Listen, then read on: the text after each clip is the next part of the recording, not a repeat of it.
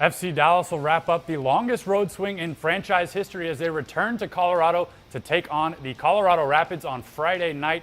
What can FC Dallas do to take the momentum from Tuesday's Open Cup win into the Rocky Mountains, and what can they learn from the first two meetings against Colorado this season? We'll discuss it next in Keys to the Match, driven by Toyota.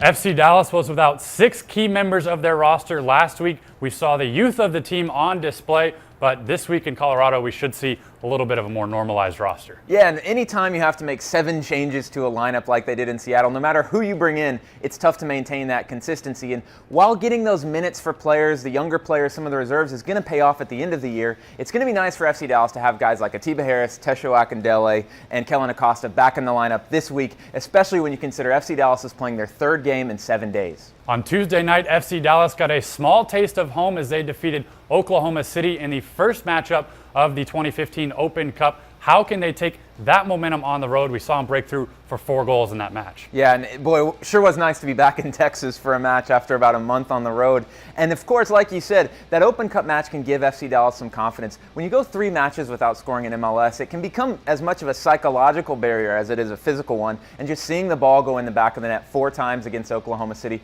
really should gear FC Dallas on to Friday night. And it'll be interesting to see if a guy like Michael Barrios, who had 2 goals and an assist in that game on Tuesday, will come into Friday's match and have a big performance. Turning our eyes to the opponent, FC Dallas will see a familiar face in Colorado this weekend as the teams face each other for the 3rd time already this season.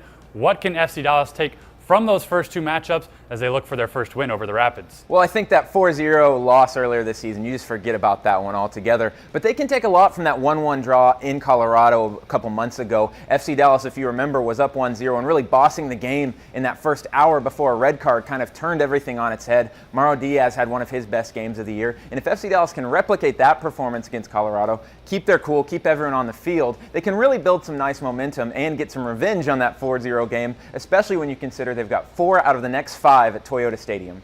Friday's match will be shown nationally on Unimos. You can visit MLSsoccer/SAP for details on how to get English commentary on the TV side, or you can tune into the radio broadcast in English on 100.7 FM The Word with Steve Davis, or in Spanish on 1270 AM La Voz del Pueblo with your host, Carlos Alvarado. Well, that does it for this week. For Keys to the Match, driven by Toyota, I'm Carter Baum. And I'm Daniel Robertson. We'll see you next time.